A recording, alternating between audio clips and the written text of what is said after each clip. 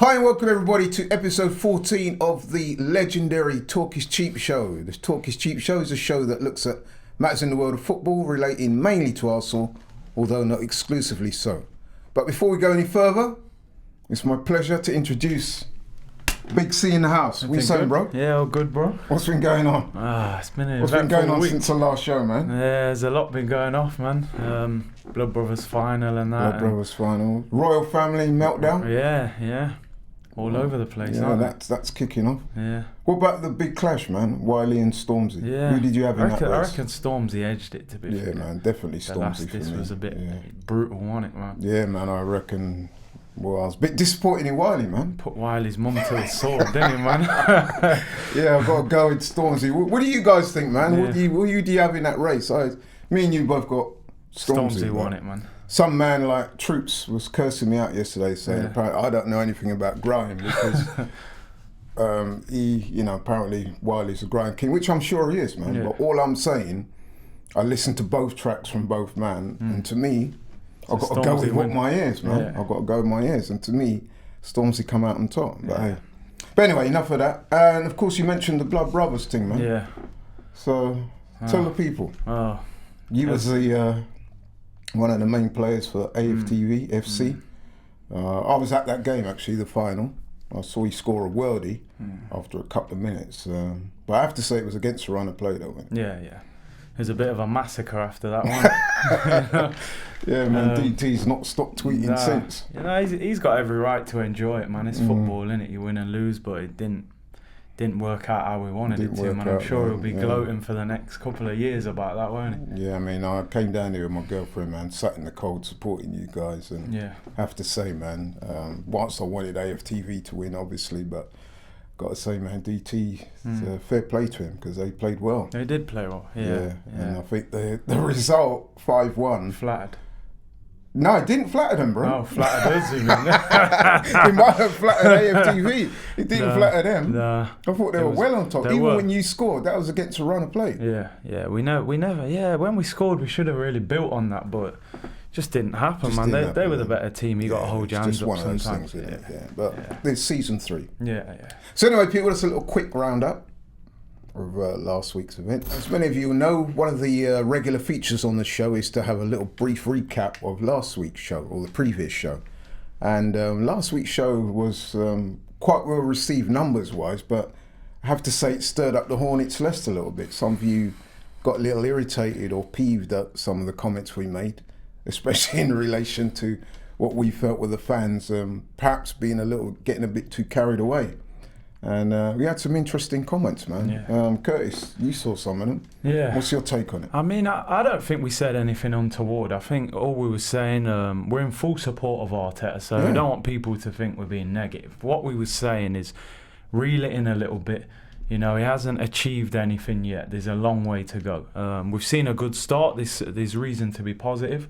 But some people, you know, are saying he's the new Pep and this, that, the other. And I think, you know, before you've achieved anything, don't start throwing huge compliments like that. I just think give him time, see where he ends up. I think a lot of people were misinterpreting what we were saying and getting in their feelings over nothing, really. I mean, listen, man, we got criticism. A lot of man was saying, you're only criticising him because you wanted Mourinho. Yes, we wanted Mourinho. We didn't get Mourinho. And once Arteta got the job, you know, we're backing him unequivocally until we've got reason to feel otherwise. Yeah. My question to you guys is, how many of you man out there that are criticising me and Curtis, how many of you guys had gone on the record as saying that you wanted Arteta? Yeah. There are a lot of the fan base, come on man, let's keep it real, a lot of the fan base were not overly excited when they heard Arteta was getting the job. You know? And he was seen as somebody that was getting the job because they didn't have anyone else to go to. Yeah. That's the perception, people, whether you like it or not. So to criticise and say, oh, you man are deliberately being negative. No, we're not. All we're saying is, listen, the guy's made a half-decent start, but some of the fan base, not all of them, but a few of them, especially when we were outside Robbie's filming the other day, when he was filming the other day, and we felt some of the fans were getting a bit carried away. So come on, man. You know what I mean? Let's be honest. We've won one out of 4 league games since he's come in. So our form hasn't gone through the roof since he's come in. And I think most people were calling for Allegri and Mourinho and Pochettino. I don't think most people were saying, give me Arteta. No, they weren't. But now he's here, we'll support him. I think the Mourinho thing, because people always throw this Mourinho thing at us. At the time when Emery left, nobody can tell me that Mourinho wasn't a viable option, and it made sense at the time to look at a manager like absolutely, him. yeah. They went in a different direction, and that's fair enough, but I don't see how people can think that wasn't somebody we should have been looking at the time. And we did approach him, it's common knowledge now, isn't it? Yeah, we did, yeah. That Raul was looking at him, so... I mean, I agree with you there. I mean, listen, Arteta, he's had 5 games in charge so far, including the FA Cup game. Yeah. He's doing okay. He's won a couple of games, drawn a couple, lost one. He's doing okay, man. Yeah. Let's just rein it in a little bit and get behind. That's all we were saying. We were not dissing him or overly criticising him or anything like that. All we were saying is that some of the fans just need to let things bed in, let him marinate and give him a chance to do his thing. That's all. But anyway, I do thank you all for responding. We do appreciate that. And like I said in previous shows, we like the interactiveness of the show. So to review our last game since the last show, that took place on last Saturday, away to Crystal Palace. Early kickoff, blustery conditions. I've noticed that the early kickoffs never seem to produce great quality games, do they? No. And this was no different. But anyway, you take it away, Curtis. You tell the people what you thought of that game. I mean, for me, I think 2 points dropped. I felt, over the years, thinking back, that's one of the worst performances I've seen from Palace. You look at Zaha, their best player, did nothing. They were a bit passive, weren't they? They were very passive, It's almost like they were intimidated by us, man. They literally sat off us the whole first half and just let us play. And I think certainly the first 30 minutes. Yeah. I think when you've got a team like that on the ropes, you've got to finish them off. Once we got the first goal, I felt we needed the second. Yeah. We didn't create a lot in the second half, or the first half actually. After the goal. It's worth mentioning on that the goal, Aubameyang's goal. Brilliant I think it was goal. after 12 minutes. Brilliant finish. I think that concluded a 18-pass move. Yeah, really good. And that was some of the best faces of football I've seen for a while. So credit to them for that. Yeah. Great goal, but I just wanted to see us get that second one. Yeah. I think Palace would have been done if we got the second one. Absolutely. They had a lot of injuries. Zaha wasn't at it. We looked like we had total control of the game, and then, as they say, game. The fans seem to be getting on their case a little bit. Yeah, they Palace weren't fans. happy. I mean, they started off all raucous like they normally are. Yeah. Palace ultras and all that. But once we made that initial start and took control of the game and they backed off. You could hear their fans getting more and more irritated. They were frustrated. They were having a go at pop at the players, even having a go at the manager at one point. Yeah. So, like you said, in that phase of the game, we should really have scored again, and we'd have probably finished them off. But we didn't. And then it switched in the second half, didn't it? Yeah, they started to come back into it right towards the latter stages of the first half. With about 10 minutes left of the first half, you could see them coming back into it in a bit more. Not wholesale, not like they were taking over, but they were coming a bit more into it and gaining a bit more confidence. And then they come out for the second half, and within about 10 minutes of the second half starting, they'd scored, which was a fairly fortunate goal. Very fortunate. Yeah. It's one of them that you hit that another 10 times, it wouldn't go in. But when the luck's against you, man, it goes in. And then the red card, man. Yeah, 67 minutes, man. Aubameyang. I mean, we've talked on this show previously, haven't we, about Aubameyang, the aesthetics of tracking back and making these tackles and the crowd. Whoa! And me and you have said for a while, and we're not congratulating ourselves on that. It's just a feeling that we had is that we feel Aubameyang's is best suited at the other end of the pitch, 100%. Trying to make things happen up top. Anyway, he makes the tackle. What do you reckon? Is it a red for you? I feel like it's borderline. I think if you look at the picture, you would just say it's a red, but slow motion always makes things look worse. I don't think he went in with any real force to try and injure him. I think he went for the ball. He caught him late. It's borderline. I mean, it's one of them. It can be a red, it can be a yellow. It depends how you view it. I can't really argue with it, but my initial you know what? thought I've got to say that I thought it was a red card. To be honest. And you know me, I'm a big Aubameyang fan. So, but we've got to keep it 100, man. I mean, it was very late, and it was reckless. And you know, let's be honest. Premier League players, you've got a duty of care. Yeah, to look after the players. So, your other fellow professionals. So, on balance, whilst it wasn't malicious, it wasn't intended, because we know everyone who knows Aubameyang knows he's not that type of player. And I did feel a little bit sorry for him. You know, you could see when he was going off, he looked like he was going to start crying or something. Man. I think the bigger thing, like what you've just said, Aubameyang, because it was what you would call a striker's tackle, and he shouldn't be in that position in the first place. You know, we keep saying it. We want Aubameyang at the other end of the pitch, trying to score goals. Because let's face it, yet again, he's the only one in the team that seems to be scoring. We're not getting any goals from midfield. No way. Lacazette, as much as I love him, he's not really scoring right now. Aubameyang's a man, and we're going to lose him. It looks like for 3 games. 3 games, and that's not a good look, bro. Sheffield United, Chelsea, and Bournemouth. So Lacazette's got to step up, man. You know, we paid big money for him. He's got to start scoring. But back to the game. So Aubameyang gets sent off, and shortly after that, Torreira comes off. He comes off as well. Yeah, he was struggling, and then Ozil got sent off as well. Oh, sorry, no. He got taken off. But listen, man, I know it might sound like a... You're about to start now, aren't you? They're going to say you've got an agenda now. All I'm going to say is this, bro, is that some people, not me, could have concluded that we were playing with 10 men before Ozil got taken off. Such was... I mean, bro, I'm not going to say no more, man. No, do you want me to take over? Yeah, I want you to they're going to hammer you if you continue. I'm going to get destroyed. Do you know what? I think Ozil now, anywhere away from the Emirates, we just need to padlock him to the Emirates. He can't leave. He can't play away from home. Some would argue that even the home performances fall into that category depending on who we play against. There's no agenda against him, first of all, but when, I just don't see enough from the guy. I really don't.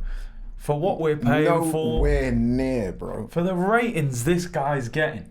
I mean, we watched Kevin De Bruyne, an absolute masterclass the other week at the Emirates. Like, you're paying homage to that performance. Yeah. I mean, I'm watching Ozil. I'm constantly underwhelmed by this guy. And I don't want to... You know what's funny about Ozil? He's got almost like a cult-like following. Yeah. You're not allowed to criticise him. You can't tell him nothing. Like the other day in the office, I was just saying to a couple of men, I said, look, since Arteta come, his levels of fitness seems to have improved, and he's putting a bit more running in, right? Yeah. But in terms of his output, what he's offering the team, it's not enough. Come on, bro, it ain't there. One assist? No goals and 1 assist in about 14 games. For a number 10. And look at the number 10s that's blowing up in the Premier League, right? You mentioned De Bruyne, he's the benchmark. But then you go further down the totem pole, man, you got guys like Maddison and Grealish and those guys, you know what I mean? Is it too much to ask for this man to do something positive? I mean, all the fans are criticising Lacazette for not scoring, and I get that. Yeah, I've criticised him too. But when it comes to Ozil, it's like you're not allowed to criticise. He's been played in a different role. Come on, bro. No goals and 1 assist all season. I think the season before he got 2 assists in the league. 2 assists and 5 goals. I mean, come on, bro. For 350 grand a week, you're supposedly go-to player. I'm sorry, man. That is not a good return. I've always said with Ozil, he can't be the lead member. When Sanchez was the main man, he was able to do his work behind him, so to speak. If you're looking at Ozil like, yo, bro, we need you to carry this team, he can't deal with that responsibility. And nowadays in football, players are being complimented for working hard, which I never understand. That's the benchmark. That's the basic requirement. That's basic. Work hard, and then we want to see your quality. People are going, Ozil's working hard, but so what was he doing before then? Was he not working hard before? We're going to accept that. Well, let's get back to the game. In terms of, we're down to 10 men. Yeah. We actually improved. We did. 10 men. I was about to say that. You know what I mean? We, to be positive, to be fair, they actually look quite solid. Yeah. We could have won it at the We end. could. I mean, Pepe. Unlucky. Hits the post. I've got to say, if we got to keep it 100. Yeah. He was also disappointing. He had a poor game. Yeah, he was disappointing. He got into great positions and then he was wasteful with the ball. I don't know if it's the early start with these guys, man, but I don't know, man. They just... But we're not going to make no excuses for it.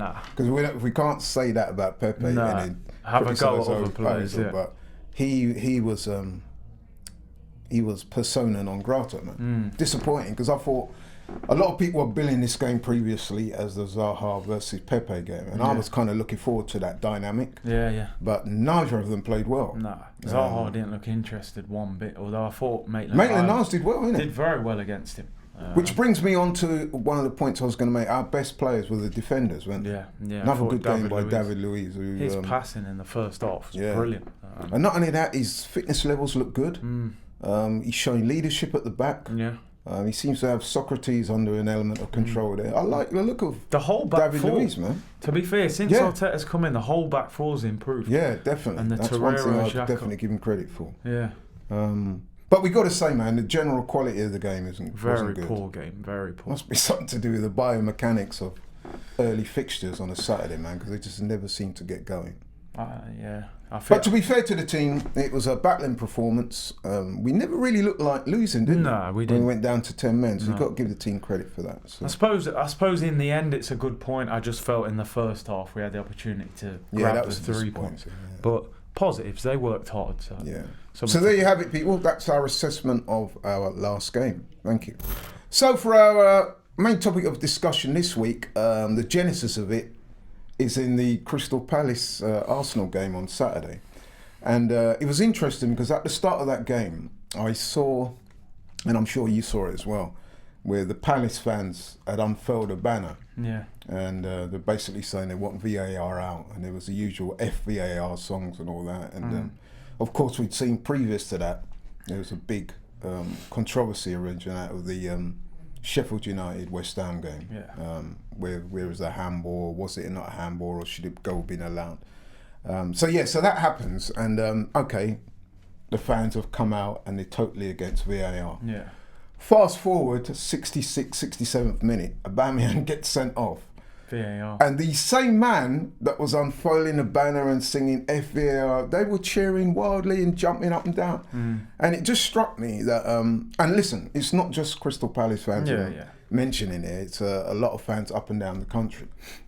There seems to be a certain hypocrisy when it comes to VAR, don't you think? Where if the decision goes against you, then it's like VAR, it's ruining the game, no one wants it, blah, blah, blah. But if it goes for you, those fans that were previously dissing VAR and saying they want it out of the game, they're quite happy to take that decision, no questions asked. So, Curtis, what do you think, man? Yeah, is it just me? But there seems to be a certain VAR hypocrisy going on. Yeah, I mean, overall, I don't think VAR's worked this year. I think it's safe to say, personally, when we've been in the ground, it just takes the edge off the game. Even when your team scores, you're like, I don't really want to go all out because it might be offside, or do you know what I mean? I just think the spark out of the game for the football fan has really gone flat inside the stadium now. I think, but as you say, when it goes for you, you do tend to say, I'm glad that worked. But I just think in the Champions League last year, I felt like it worked much better. Yeah. Since it's come to the Premier League, there's no consistency. Even that Aubameyang tackle, they showed loads of other pictures of other tackles where it's not consistent. There's no consistency with it. No, we don't really know where we stand with it, and that's the problem. I must admit, me personally, I am in favour of VAR. Although I do agree with you, there's been a lot of problems with it. It could be teething problems, but like you said, when you're in the stadium, a team scores a goal, and then the team celebrate, and you could see them kind of half reining back the celebration because they're thinking, we're going to have to wait for the inevitable check, and there could be somebody like a couple of centimetres offside and stuff like that. But what I would say about that is that sometimes it looks very dubious, but if you're offside, you're offside. So even if you are like a millimetre leg off, or whatever, and we spoke about this before in one of our earlier shows, and we kind of likened it to 100-metre sprint final, Yeah. where if somebody's stuck their neck out at the end, They win. Yeah. technically they've got to that line before the other guys. Yeah. So although it may seem trivial, the rule is the rule. Yeah. So players have got to think more about and be more aware about where they're standing in relation to the ball. It could help them to be better players, actually. Yeah. You just got to trust your judgment and go with it. But yeah, there does seem to be a lot of inconsistencies. Yeah. And then the time it takes for goals to be confirmed, ratified. Like you said, inconsistencies with some of the sending offs and stuff like that. It does kind of suck the life out of the game a little bit, doesn't it? So Yeah. I don't know how we get around it, but I must admit, I'm kind of in favour of it. Yeah, I'm in favour of it in terms of getting the decisions right. I think there's too much riding on it now for people to get the decision wrong. Yeah. I just think they need to perfect it better than they have this season. I mean, it's just taken a bit of the edge off the game and the controversy. Yeah. I think it's almost making the referee, there's no point in being on the pitch. He makes a decision, then it gets overruled. Yeah, that's true. But the one thing I would say about the referees, I've been a little disappointed out there, still not using the pitch side monitors enough. No, they're not. No, I don't get it, because in the World Cup I remember they used them. Yeah, they did. And they helped, but you know, I actually think the standard of refereeing in the Premier League is at an all-time low. And honestly, we've had bad referees over the years, but I struggle to think of one. Do you think they've been stymied though by VAR? Do you think? Yeah, maybe they feel a little bit like, you like know, all someone the else decisions is are gonna be- controlling me Yeah, almost I know. now, and it's a bit embarrassing if they make a decision, Yeah. then it's overruled. And Yeah. I think the FA have got to look at it, man, and make it work better than it has. But what do you make of like some of the players? I mean, like Declan Rice come out the other day and said that none of the players want it and stuff like that. What do you think? Do you think that's? I do mean, you tend to agree with he that? had a bad decision against him, Exactly, didn't he? So he's going to be exactly. emotional at that This is what I'm time. saying, people. Like, you will get someone like Declan Rice who'll come out and say that now because he's been on the wrong end of the decision. But I'm sure previously West Ham, without looking back on all their games, they've been the beneficiaries of VAR that have gone their way. And I don't see him coming out and say, well, actually, no, when it goes there. Similar to Chris Wilder, he spent, as much as I admire what Chris Wilder's done this season, he spent a large amount of time this season moaning about VAR decisions, saying we don't get anything. But I didn't see him moaning the other day. Yeah, when they got that when decision. they were the recipient of that decision that led to them getting winning that the win. game. And that's a vital 3 points for them. Big 3 points. I think, you know, when it goes to VAR, the people who are checking it, I almost think they need an ex-professional in there as well, not actually just referees, because sometimes it's almost like the rules will say that should be that, but sometimes there's an element of common sense that needs to overrule the rule, if you know what I mean. Like, sometimes it looks like that's a clear red card, but a footballer would know, well, you know, he hasn't done that and done that. I just think these referees...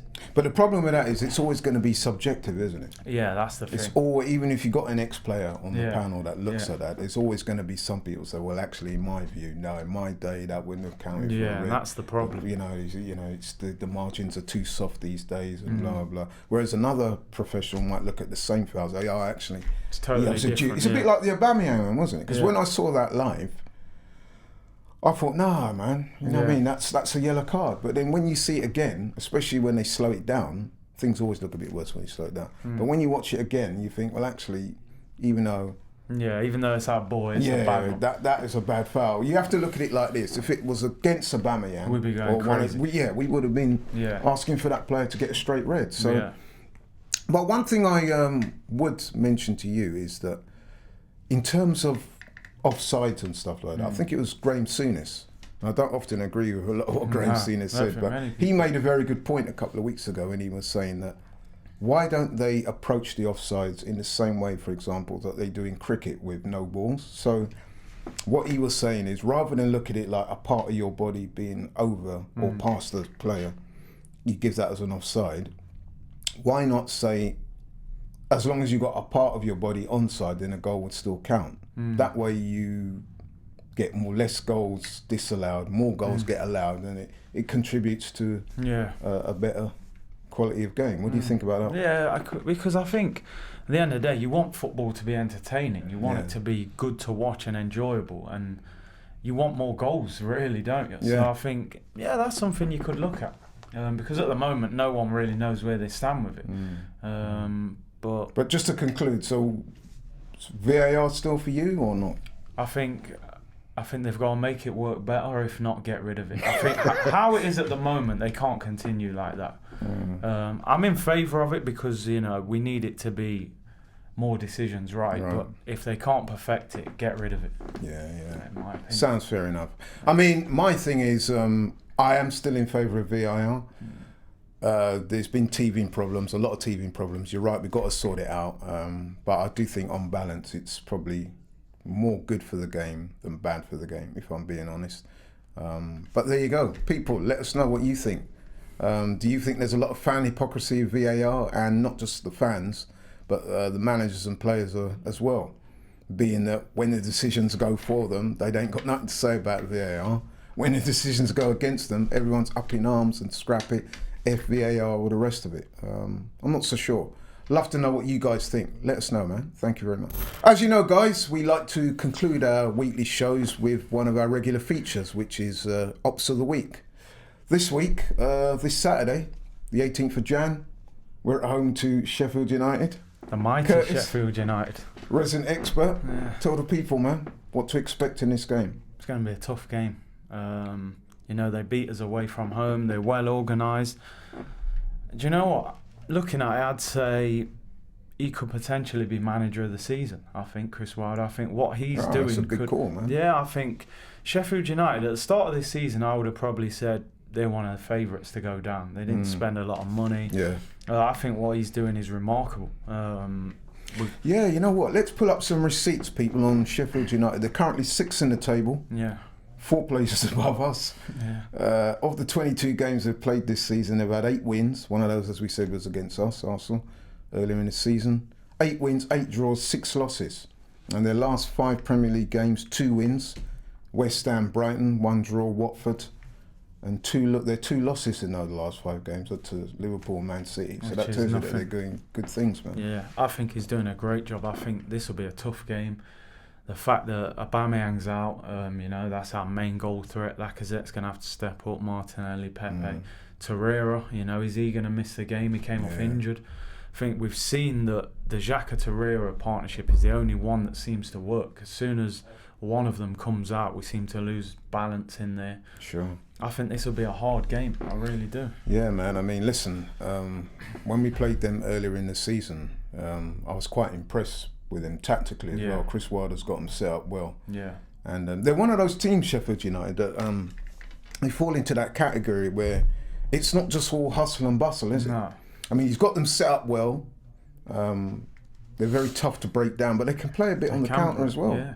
They're dangerous, man. Yeah, they man. score goals. I think we did the live stream for that game, actually. Yeah, we did. Didn't they? And we were saying then that we felt that Chris Wilder definitely outperformed the then manager, Unai Emery, tactically. Yeah, completely. He got his tactics completely spot on, and they were more than worthy winners in the end. Yeah. And it's almost the snobbery in football, because somebody like Chris Wilder will probably never get a big job in the Premier League because he's got the wrong name, man. Yeah, his name isn't exotic enough. He should be Cristofo Waldino. Yeah, that's it. Then it might get a job somewhere, but But I've been impressed. Even the management of his player. Yeah. I remember seeing there was a game earlier in the season where one of the guys had scored and he ran over to the bench and they did the obligatory celebrations. Everyone was hooping and hollering, and you could see him pushing them back out onto the pitch and saying, "Look, focus, keep focus. Let's go again." And that impressed me. That type of stuff, And even the other week, he done an interview on BT Sport when they lost to Liverpool, and he just said, they were better than us all over the pitch. I find that refreshing. Yeah, I do. Don't when come a out, manager can come out and say, "Look, we were outplayed today, but you know what? Next week we'll be better." Yeah. No silly excuses. Just they completely outplayed. So I respect that, but we need the win. We can't keep complimenting this Arsenal team and getting draws. It's not enough. Surely that's negative, right? Listen. You're not allowed to say anything. You've got to be, we were brilliant, we were fantastic. Yeah. Apparently. Look, if we're going to the Premier League season, in my opinion, I think is done. And I'm not being negative. I just think 11 points now off the top 4 is not going to happen. No. I think we need to use the Premier League to get a run going, take the pressure off the players, get the players into form, and we have to win the Europa League. We're just using the Premier League as a springboard to go and win that. I mean, I must admit, I disagree with you slightly there. I don't think we have to win the Europa League for it to be a successful season. We had this conversation last week. Yeah, we did, yeah. I think if we continue to build, because let's face it, Arteta's in the building phase. Yeah. He's still trying to establish a full identity of the team. He's getting there because we can see the green shoots of recovery. But I think it's a bit of a quantum leap to say he has to win the Europa League to be a success. Because listen, if we finish, say, I don't know, in the Europa League spot places, and we win a FA Cup, to me, I would regard that as a success. What I meant by that, not so much for Arteta, because his hands are tied to a certain extent. I'm looking at the future of the club. If we don't win the Europa League, in my opinion, we could lose Lacazette, we could lose Aubameyang. We also we're going to have minimal transfer funds available in the summer. And also, your big players aren't going to want to come to us. That'll be 3-4 years in the Europa League. Yeah. So I think for the club, this is a pivotal year. I look back at that year when Mourinho was at Man United. The league season disappeared from him, but he made sure they won that Europa League. This is our 3rd year. We got to the semi-final, loss, got to the final and loss. We need to win that trophy. I think as a club, we desperately need to get back in the Champions League because we're slipping further away. I mean, we're over 30 points behind Liverpool. Yeah, I hear that, but my point is that you are right in a lot of what you say there. However, given the fact that Arteta took over mid-season, in circumstances in which, let's face it, we're pretty difficult. In clubs pretty much in turmoil. I think to expect him to win the Europa League in his first season, not even full season, is a bit of an arse, man. I'm almost looking at the players. I'm not so much looking at Arteta. I think he can only do what he can do. I feel like those players need to step up because a lot of them, they get lauded as like being heroes when I don't think half of that team. Well, you don't think Ozil's a hero? Well, not even just Ozil, you know. I think 60-70% of that team aren't worthy of playing for the club. I'm going to be honest. I think they need to deliver something.